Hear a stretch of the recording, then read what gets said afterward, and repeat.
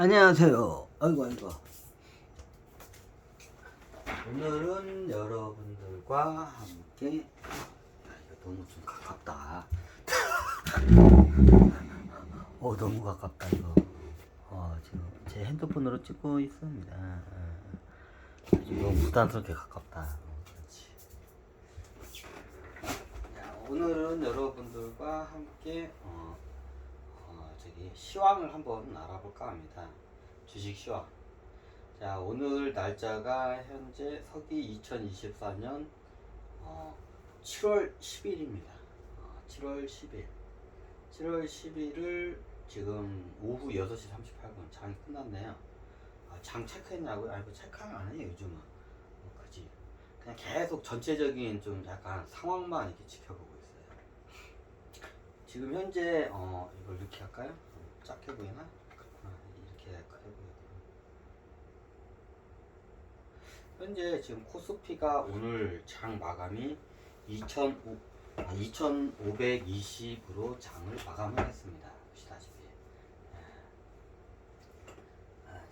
지금, 커피를 갖다가, 여기 좀 먹기가 들어갑시다. 방이 좁아가지고 참, 이건 어디다 놓지? 여기다 놓으면 되구나. 책상에서 이럴 땐 저런데 여기다 놓으면 되구나. 꼬니 옆에다가. 자, 오늘 일찍 꺼지고 빨리 그래야. 오늘 기준으로 봤을 때 그래요. 지금 현재 차트를 좀 장기적으로 10년치로 이렇게 보면 차트가 코스피 차트가 이렇게 나와요. 자, 이렇게 나왔을 때는 뭔 의미가 있냐? 굉장히 이게 큰 의미가 있어요. 여기. 자, 우리나라 역사상 이게 진짜 3천을 넘은 적이 한 번도 없었는데 3천을 그냥 쑥 넘어갔죠. 그리고 어떻게 해요? 쑥 넘어가자마자 어떻게 해요? 계속 꼬꾸라지죠. 자, 오늘 제가 굉장히 이게 중요한 얘기를 한번 좀 할까 해요. 예전에 뭐 여러 번 말했지만 코스피가 아마 천이 한번 무너질 순간이 한번 올 수도 있다고 제가 봐요. 안 올 가능성도 있고 올 가능성도 있어요. 근데 저는 항상 이게 통계적으로 좀 분석을 해요. 앞으로 이게 뭐 이렇게 정확히 뭐 이렇게 맞추는 게 아니라 요럴 가능성이 몇 프로, 요럴 가능성이 몇 프로, 아니면 뭐 저기 다른 가능성이 몇 프로, 요런 식으로 이제 저는 이걸 좀 약간 통계를 좀 내요. 근데 지금이 통계를 내기가 굉장히 힘든 시기예요. 왜냐면 진짜로 지금이 시장에 별의별 애들이 와가지고 이게 장난질을 좀 많이 해요. 뭘 보면 아냐고요? 시장에 어떻게 해요? 이게 괴리 현상이 좀 많이 일어나고 있어요. 첫 번째 시장에서 괴리 현상이 많이 일어난 거 뭐냐? 환율 시장에 괴리 현상이 많이 나요. 자, 두 번째 시장, 현물 시장에서 괴리 현상을 일으키기 위해서 어떻게 해요? 선물 시장에서 괴리 현상이 일어나요. 예전에 선물 시장이 좀 이렇게 심상치 않게 돌아간다고 말해요.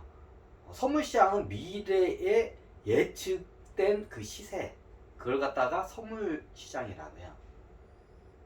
근데 선물 시장이 이게 저 같은 경우에는 뭐 주식 선물 시장을 보는 게 아니라 이게 좀 깊게는 저한데 이런 이게 3대 선물 시장을 많이 봐요. 자, 곡물 시장, 그리고 어떻게 유가 시장, 그리고 어떻게 소재 시장. 요 시장에 의해서 어떻게 되면 선물 시장을 보면 대략적으로 앞으로 어떻게 일어날 건지 예측이 가능해요. 어떻게 가냐고요? 쉽게 말하면 어떻게 보면 날고 기는 현인들의 그거로 해서 그걸 알 수가 있어요. 이게 사람들이 단기적인 수익 해가지고 막 1000%를 이게 내려고 하니까 그게 안 보여.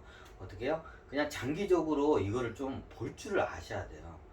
꼭 어떻게 주식시장에 와가지고 도박을 넘어서 로또 복권 당첨되기를 이게 원하는 사람들이 많아요. 그런 거는 일어나지 않아요. 가끔가다 일어나는데 일어나요. 그게 왜 일어나냐? 세력들이 장난을 쳐요. 세력들이 장난을 치기 때문에 그 로또 복권 같은 그런 종목들이 일어나요. 하지만 현실 시장에서는 그런 현상들이 안 일어나요. 그 세력들이 장난을 치기 때문에 그래요. 근데 세력들이 장난치는데 놀면 여러분들이 그거 따먹을 수 있다? 못 따먹어요. 제가 확실히 제가 말씀드려요. 여러분 못 따먹어. 죽었다 깨라도 못 따먹어. 그냥 걔네들 들러리 하다가 어떻게 해요? 다 뜯겨요 나중에.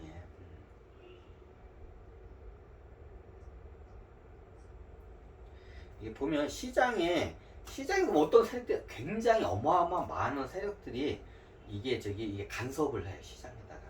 특히 주식시장 같은 경우. 그러니까 주식시장은 예측하기가 굉장히 힘들어요. 하지만 이게 밀물대와 썰물대는 이게 어느 정도 보여요. 근데 지금 이게 굉장히 이게 주식시장도 그렇고 자산시장이 굉장히 이게 버블 현상이 많이 지금 들어와 있어요.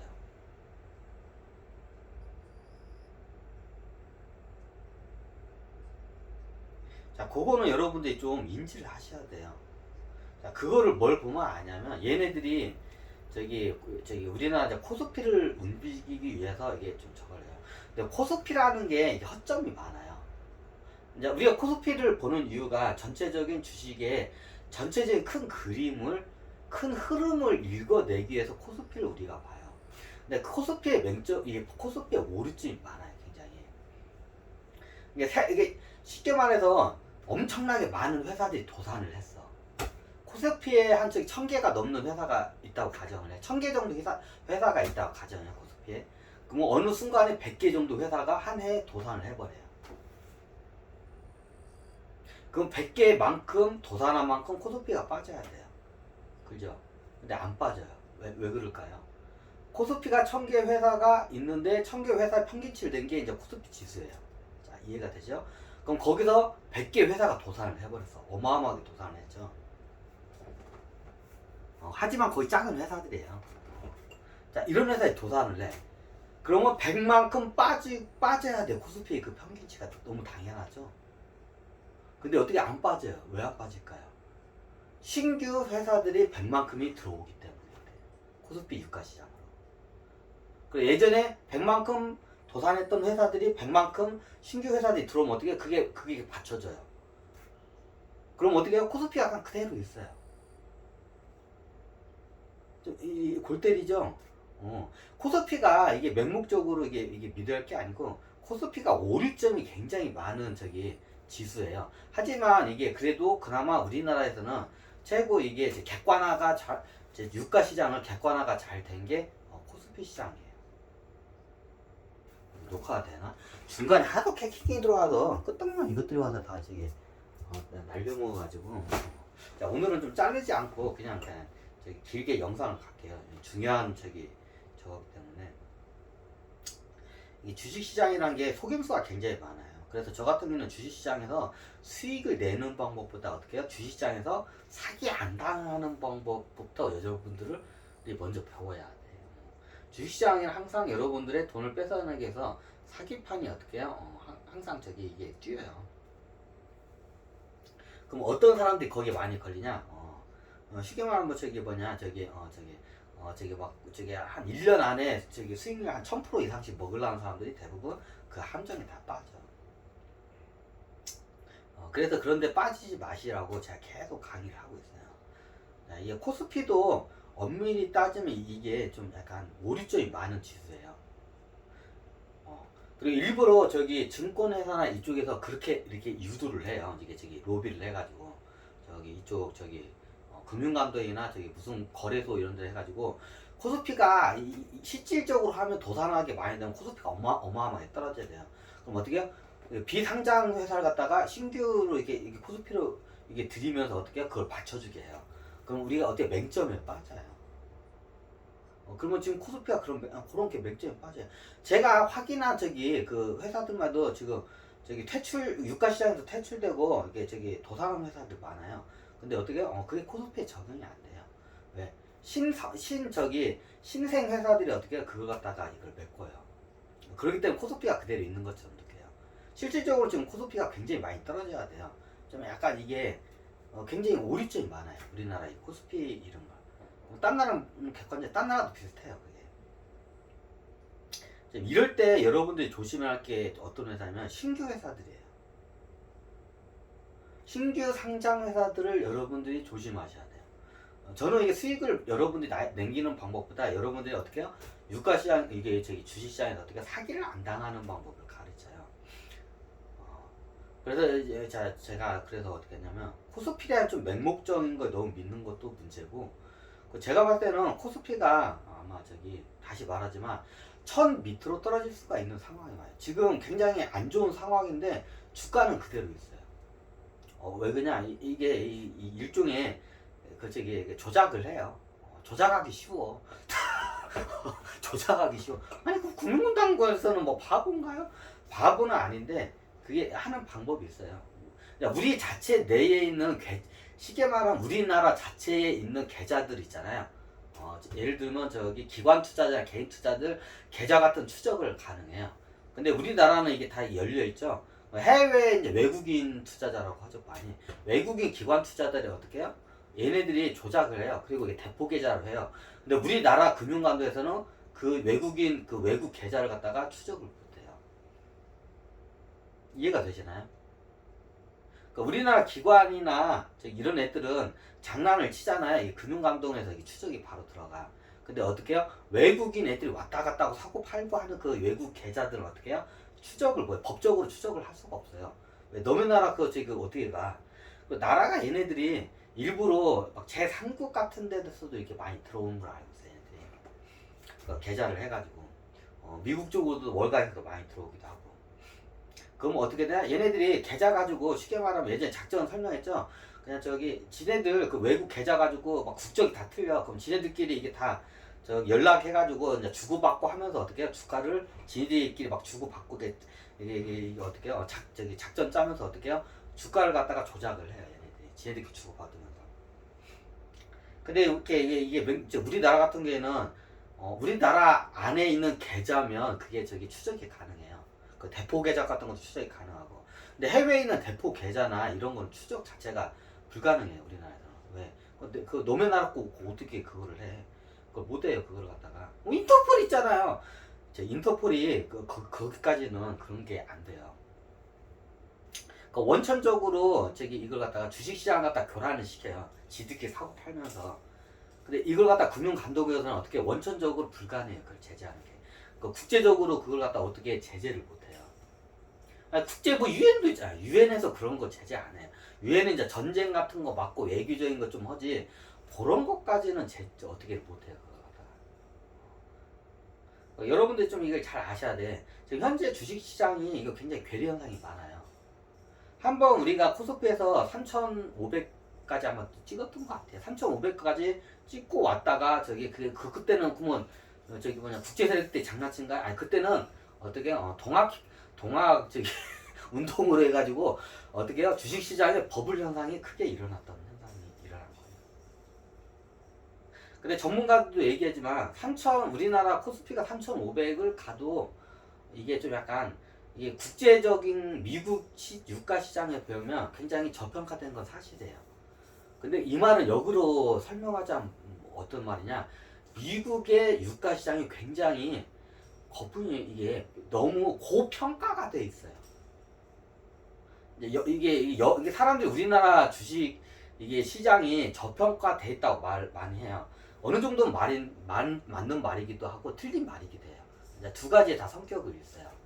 자, 왜 이렇게 틀린 말이냐면 미국 시장 유가 시장을 비교했기 때문에. 그럼 그러냐? PBR과 PR을 비교해서 이게 어떻게 해요? 저평가됐다고 많이 얘기를 해요. 미국 시장에 비해서. 근데 여기서 우리가 알아야 할 게 뭐냐면 미국 시장이 어떻게 해요? 상대적으로 어떻게 해요? 굉장히 고평가돼 있는 시장이에요. 사람들이 잘 모르는데. 굉장히 고평가. 미국의 시장에 보면 PER 20 이상 넘는 20 이하짜리 회사가 없어요. PER이 기본적으로. 그 PER이 기본적으로 어떻게 해요? 뭐 3배짜리 이하 밑에는 없어요. 저는 PER 3배 이상이 넘어가면 일단 저는 그냥 쳐다도 보지 말라고 저는 일단 권유를 드려요. PBR이 3배가 넘어가면. 근데 미국 시장은 PBR 어떻게 해요? 3배 이상 다 넘어가요, 기본이. 안 넘어가는 애가 없어요. 그 PER이 뭐예요? 20 이하짜리가 없어요. 그 20 이상이 다 넘어가요.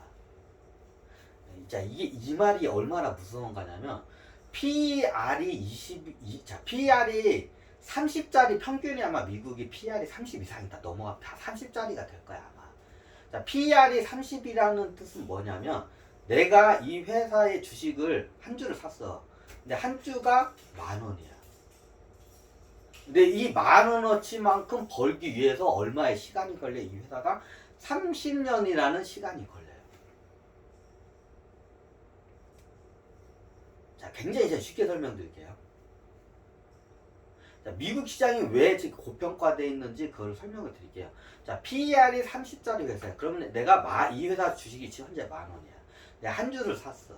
자, 이 한 주 10,000원어치 버는데 시간이 얼마 걸려요? 30년이 걸려요. 아주 상식적으로 간단하게 설명을 해버릴게요.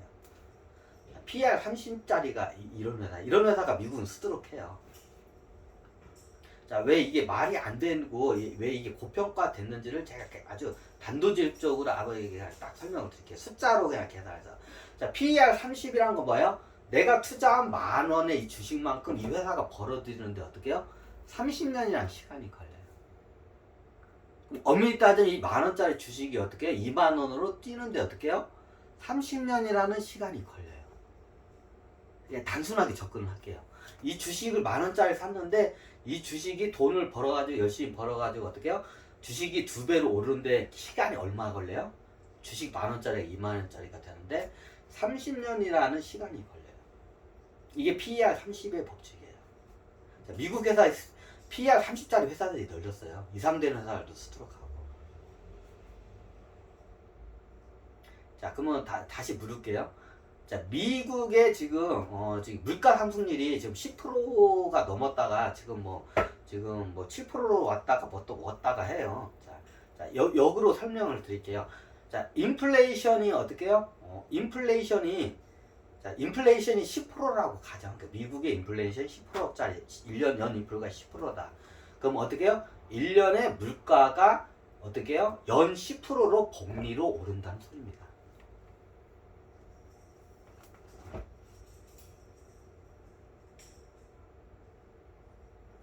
그럼 역으로 따지자면 10,000원짜리로 햄버거를 사 먹을 수가 있었어요, 미국 사람들이. 야, 이거 굉장히 중요한 거예요, 이게. 10,000원짜리로 어떻게 해요? 미국 사람들 햄버거를 사 먹을 수 있는 돈이 10,000원이었어. 자, 이 똑같은 햄버거 하나 가격인 10,000원으로 주식을 사가지고 PER 30일 회사가 2배, 내가 투자한 만큼 벌어들이는데 30년이 걸려요. 이게 2배가 되는데. 그렇죠? 자, PER이 그러면 어떻게 해요? 복리로 연 10% 정도 인플레이션 10%짜리가 되게 되면 10,000원짜리를 갖다가 어떻게 30년 후에는 햄버거 하나를 사 먹을 수 있을까요?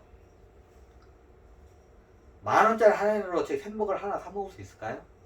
사 먹을 수 없겠죠. 10%도. 자, 인플레이션 10%를 복리로 하게 되면 제가 10%면 30년이니까 10% 3만원 이게 30년 곱하기 10% 그러니까 300%니까 10,000원짜리가 300% 3만원 10,000원 플러스 3만원이면 4만원이 되네. 이렇게 하죠. 복리로 하게 되면 틀려요.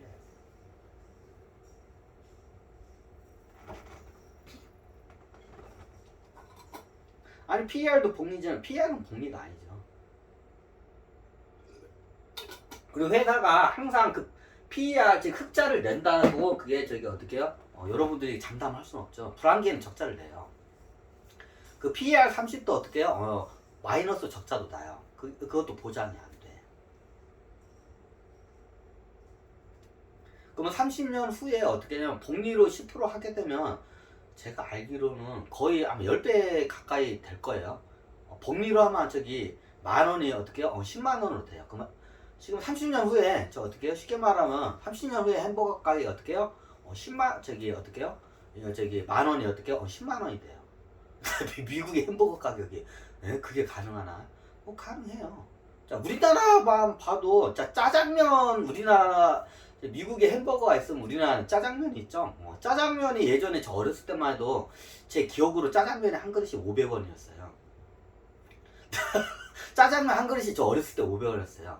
제가 지금 48세니까 지금 어렸을 때가 저니까 제가 짜장면 처음 먹었을 때가 초등학교 한마디 제가 10살 정도 10살이니까 48세 38세 약 저기 30년 하여튼 제가 어렸을 때만 30 몇 년 전까지라고 해 30 몇 년 전까지만 해도 짜장면이 500원이었어요.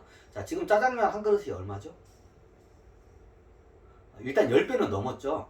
5,000원은 5,000원짜리 짜장면은 없죠. 어찌 싼데 좀 그런다 했지. 짜장면 이게 먹을만 한 데가 7, 8,000원 가요. 그렇죠. 짜장면 한 그릇에 7, 8,000원 되죠. 자, 조금만 있으면 어떻게 해요? 짜장면 값이 내가 몇 년 안으로 짜장면 값 어떻게 이제 10,000원짜리 이하짜리 짜장면 이제 보기가 힘들 거예요. 자, 이제 500원짜리가 어떻게 해요? 지금 거의 10,000원까지 다 육박해요. 20배가 올랐어요. 20배가 올랐어요. 자, 역사를 보면 이게 보여요. 자, 역으로 다시 이제 설명드릴게요. 자, 어떻게 해요? 자, 미국 사람들이 지금 이게 굉장히 심각한 거예요. 이게 사람들이 이게 잘 모르는데 미국 사람들이 지금 햄버거를 10,000원 주고 우리나라 돈으로 10,000원 주고 사 먹을 수가 있어. 햄버거 한 끼를 10,000원 주고 사 먹을 수가 있어. 근데 어떻게 해요? 30년 특히 30년 후에 어떻게 해요? 내 이 10,000원 똑같은 10,000원 가지고 어떻게 주식을 투자하는데 PER 30짜리 회사는 어떻게 해요? PER 30짜리 회사에 30년 후에 어떻게 해요? 딱 10,000원짜리 회사가 20,000원이 돼요. 이게 PER 30이에요.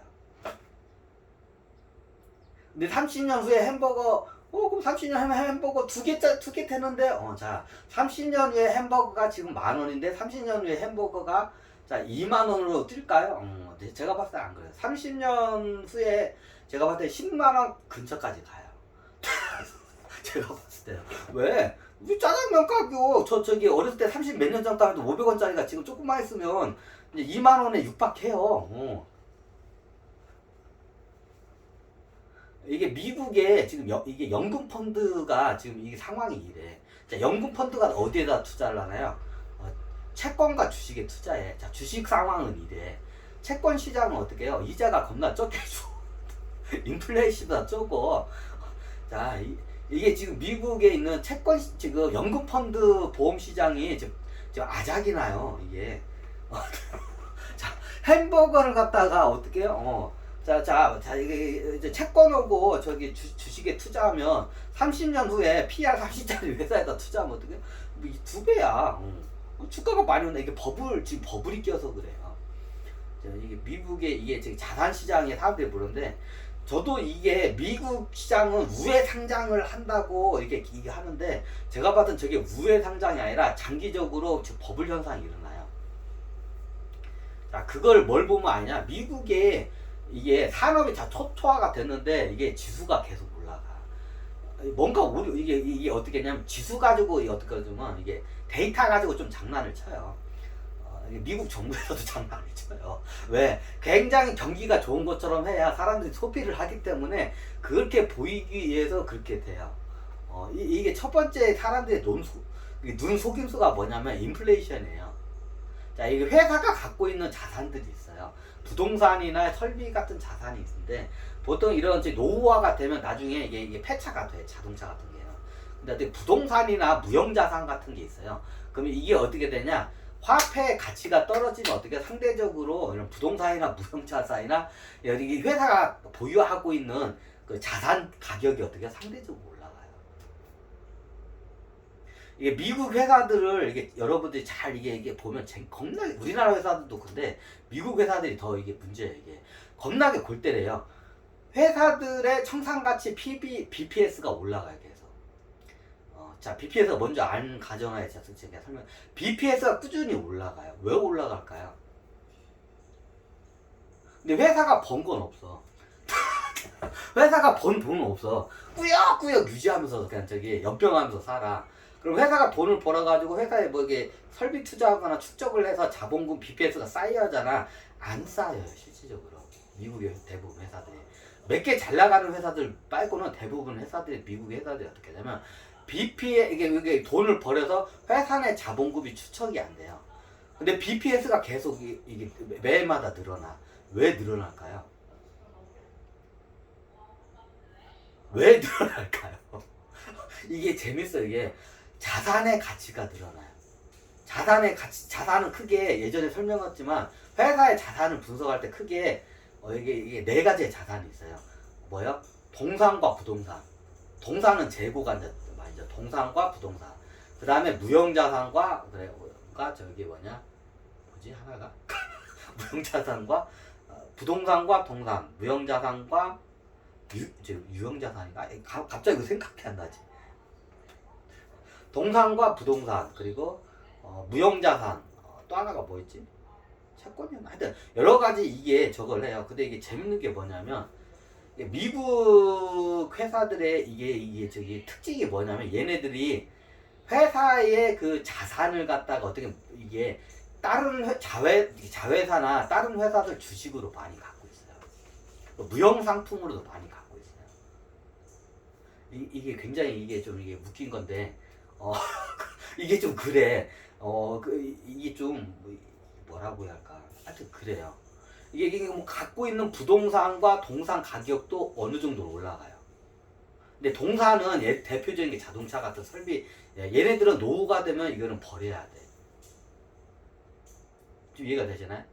근데 이걸 갖다가 얘네들이 같이 이걸 갖다가 부동산처럼 이걸 가격을 올리기도 해요. 그 회계장부상이 굉장히 문제가 많아요. 미국 쪽에 사람들이 보는데. 우리나라는 참 이게 불투명하고 사기가 많다고 하는데 우리나라도 그럼 우리나라는 횡령이 많아요. 그것 때문에 저평가를 받아요. 우리나라는 군부 정권 시대부터 비자금 문화가 굉장히 발달돼 가지고 횡령하는 테크닉이 굉장히 발달돼 있고 그거를 이제 국가나 이런 그 감찰 기관에서 그걸 눈을 많이 감아줘. 예전부터 그게 좀 내려와 가지고 그런 게 심하기 때문에 우리나라 이게 유가 시장은 안 믿어요. 외국 사람들고 우리나라 사람들고. 우리나라 큰 소리도 우리나라 회사들 안 믿어요. 왜냐면 이런 것 때문에 장난을 많이 치기 때문에.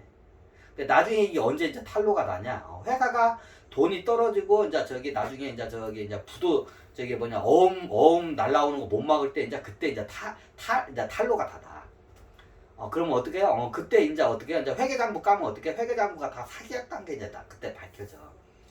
지금 그 시기가 다 지금 앞에 좀 다가오고 있어요. 그 회계장부 지금 이게 부풀리고 이렇게 장난친 회사들이 지금 어떻게 해요? 지금 해외로 지금 도주하려고 지금 CEO들이나 경영진들 해외로 도주하려는 애들 많아 지금. 왜? 자기 회사 자산은 자기가 알잖아. 그럼 이게 들통이 나잖아요. 이게 어떻게 되냐? 훅 꺼져 이게. 그런 회사들 겁나 많아요. 이게 들통 날까 봐서. 이제 그걸 갖다가 이게 멀쩡하다고 이렇게 속이고 있어. 자, 이게 이제 들통이 나잖아요. 이게 들통이 나면 그때 한 방에 이게 바바바방 터져요. 우리가 한 번 겪었죠. 대표적인 게 IMF 때 다 멀쩡한 것처럼 하고 회사들이 있고 있다가 이제 한 방에 다 이제 털려버리죠. 한 방에 털려버리죠. 그게 왜 털리냐? 환율 시장에 이 환율 충격이 한번 환율의 쓰나미가 덮치죠. 외환 부유구가 없으니까 갑자기 환율 시장이 어떻게 해요? 환율 시장이 어떻게 해요? 이게 1,000원이었던 게 막 2,000원 이상 넘어가. 달러당 1,000원 그때 700원이었던 걸 알고 왔어요. 제가 700원이었던 그 달러당 700원이었던 그 환율이 어떻게 해요? 이제 가치가 어디 갔다 2,000원 막 이상까지 막 이게 가치성이 떨어져요. 그래 어떻게 되냐? 그 환율 때문에 그 회사들이 망한 게 아니라 얘네들이 건실하면 그 쓰나미가 와도 막아요. 그래서 요즘 대기업들은 달러를 많이 쟁여내, 외화를 많이 쟁여내요. 왜? IMF 때 그걸 당했기 때문에. 요즘 대기업들은 이제 그게 유보금이라고 했죠. 유보금을 갖다가 창고, 이게 금고 창고가 있어. 거기다가 달러나 같은 걸 막 쟁여놔요. 은행에다 안 맡겨요. 왜? 얘네들도 은행을 안 믿어요. 대기업 애들이. 왜? 은행에다 맡겼다가 나중에 어떻게, 은행이 망하면 어떻게 해요? 회사 돈 다 날라가기 때문에, 대기업들, 우리나라에 기본적으로 한 30대, 한 10대의 대기업 정도 되면 돈 창고가 따로 있어요. 옛날 왜 그냥 IMF 때 그거 한 방 크게 세게 당했기 때문에 은행도 못 믿어요. 그럼 거기다 어떻게 하냐? 대표적인 게 달러나 엔화나 그 유로화나 위안화 같은 걸 갖다 골고루 이걸 갖다가 창고다. 왜? 옛날 IMF 사태가 다 발생했을 때 그때 어떻게 해요? 그 충격을 방어를 하기 위해서 그렇게 이제 요즘 그렇게 해. 근데 이런 회사들은 그걸 하는데 예전에 IMF 때 어떻게 해요? 회사 상태가 이 그지 같은 건 아는데 그걸 꽁꽁 숨기다가 어떻게 해요? 우리나라 수출로 먹고 살기 때문에 환율 충격이 팍 오면 이게 한번 탕 치니까 그러니까 회사들이 어떻게 해요? 그게 다 그때 이제 어떻게 해요? 안에 있던 거 어떻게 해요? 이제 그게 자기의 이제 그 저기 회계 이제 장계 이런 거 저기 분식 회계하고 있던 것들 다 탈로가 나가지고 어떻게 해요? 그게 이제 한 방에 터지니까 그때 이제 막 회사들이 도산하고 코스피가 그냥 수직으로 이걸 그냥 수직으로 찍어버리죠. 그런 회사들이 막 많았죠. 지금도 같아요. 똑같은 거는 반복이 돼요. 자, 회사들이 어떻게 해요? 이게 자기 멀쩡하다고 이렇게 저기 분장을 이렇게 가면을 쓰고 있어. 그럼 어느 한꺼번에 뭔가 예전 IMF처럼 환율이 될 수도 있고 부채의 채권 시장에 문제가 될 수도 있고 이게 키코 같은 상품에 이런 저기 문제가 되고 뭔가의 큰 충격이 한 방에 빵 터지면 어떻게 그때 이제 민낯이 싹 날아가요. 얘네들이. 그럼 그때 어떻게 되냐? 그때 이제 회사들이 어떻게 해요? 투자자들 속였다는 게 이제 다 탈로가다. 그럼 그때는 어떻게 되냐? 이제 주가가 어떻게 되냐? 이제 수직으로 이제 곤두박을 쳐요. 그냥 바로 수직으로 까져요. 그냥. 그래서 제가 요즘 여러분들 되도록이면 주식을 투자를 계속 이걸 하고 이게 외국인 애들이 많이 물려가지고 얘네들이 어떻게 해요? 어떻게 되는지 좀 올려놓고 빠져나가려고 하는데 지금 못 빠져나가. 왜? 제가 이게 방송을 해서 그런지 개인 투자자들이 잘 안 들어와요. 요즘 저 외국인들이 겁나게 물려 있어. 얘네들이 빠져나가고 싶은데 못 빠져나가. 그럼 어떻게 해야 지금 제가 어떻게 해요? 아마 조만간 이게 작전명이 이게 농계 작전이에요. 농계가 뭐냐? 외군 장소를 갖고 이렇게 절벽에서 같이 떨어지는 작전이죠. 지금 이제 농계 작전이 이제 펼쳐질 거예요. 이제 농계 작전이 펼쳐지면 어떻게 되냐? 이제 외국인들이 우리나라에 들어와가지고 지금 다 물려 있어. 이게 좀 금융 마피아 애들이. 자, 얘네들이 어떻게 해요? 그거 갖다가 지금 개미들한테 대한민국 여러분들한테 이게 개미들 현혹해가지고 지금 이걸 갖다가 지금 이게 뭐냐 내가 봤을 때 청산 가치가 10,000원도 안 되는 것 같다 한 10만 원 주고 팔아 먹고 싶은 거야. 지금 얘네들이 지금 그러면서 이게 차트 모양을 보면 알아요. 얘네들이 억지로 끌고 오기 위해서 산을 갖다 한 번 하고 또 산을 이렇게 기기해요. 이거는 자연적으로 안 나와요. 이거는 뭐냐 금융 이쪽 월가에서 많이 쓰는 방법이에요. 보통 이게 주가 어느 종목에서 나타나는 이게 현상이에요. 이게 그러니까 월가에서 이게 많이 써먹는 이게 차트 모양이에요. 월가에 보면 나중에 이렇게 올려놓고 이 코스피 모양이 보면 월가의 작전 애들이 많이 써먹는 이게 타입이에요. 자 보시면 이게 월가 애들이 여기에 다 물려 있어. 근데 여기서 이제 떨어져가지고 손실을 많이 봤어. 그죠? 그럼 얘네들이 어떻게 해요? 3년치로 볼까요? 그렇지. 그럼 어떻게 했냐? 3년치로 보면 얘네들이 여기까지 떨어졌는데 억지로 끌고 올라가요. 굉장히 힘들게. 왜? 여러분들한테 어떻게 해요? 불량 증권을 갖다가 또 넘기기 위해서. 제가 예전에 말했지만 얘네들이 한국에 있는 주식 자기 물량 거기다 여러분들한테 또 넘기잖아요. 이제 그 다음에 어떻게 해요? 제가 그건 정확해. 얘네들이 항상 그렇게 우리나라뿐만 아니라 전 세계 동남아나 중국도 그렇고 일본도 그렇고 다 이런 식으로 공격을 와요. 이게 월가의 한 종목에서만 해. 얘네들이 어떻게 올리냐? 올릴 때 봉우리를 한 번 하고 다음 그 밑둥보다도 조금 내려와요. 그리고 또 올리고 살짝 내려. 또 올리고 살짝 내려. 또 올리고 살짝 내려. 이게 월가 애들이 이게 주가 띄우는 방식이에요. 이게. 월가 쪽 이렇게 하다가 갑자기 급락하는 차트들이 많아요. 월가 쪽에 보면 그 종목들이. 미국 개미들이 미국 로빈후드라고 그러죠. 요즘 미국 로빈후드들이 어떻게 해요? 월가 금융 마피아들한테 많이 당해요. 그러면 어떻게 하냐? 월가 쪽 보면 그런 것도 많아. 이 주가를 살짝 위로 올리고 산을 살짝 내리고 올리고 내리고 올리고 내리고. 요걸 갖다가 미국 쪽에 작전 애들이 많이 써먹어요. 요거를 갖다가 요거를. 지금 이게 어떻게 코스피 지수에 나타났어요. 원래 이게 지수에서 이거 만들어낸 거는 이건 정말로 이건 어마어마한 이건 실력이 진짜 대단한 거야. 와 진짜 얘네들 대단한. 와 지수를 갖다가 이 차트 모양을 만들어낼 거라고는 저는 꿈에도 상상을 못했어요. 한 종목에서는 이걸 만들어낼 수가 있어요.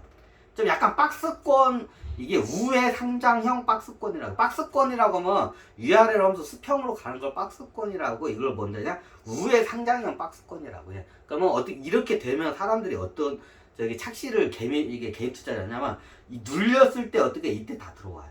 눌렸을 때. 그러면 눌렸을 때 들어올 때 어떡하냐? 물량을 처분을 해요, 얘네들이.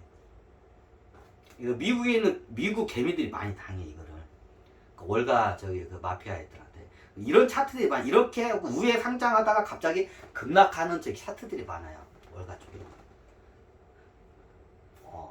이게 뭐냐? 이게 지금 월가 애들이 많이 써먹는 방법이야, 이게. 그럼 차트 모양이 딱 나와. 이게 우회 상장형, 저기 우회 상장형, 이게 뭐라고지? 갑자기 근데 금방까지 말했는데, 우회, 이걸 갖다가 전문 용어가 있어요. 우회 상장형 박스권. 우회 상장형 박스. 자, 우회 상장을 그리면서 박스를 넣어. 자, 그러면 이게 한쪽에 봉우리가 3개가 나타나잖아요. 자, 그럼 어떻게 해요? 3개가 나타나면 사람들이 믿기 시작해, 대중들이. 그래서 한번 끊고 할까요?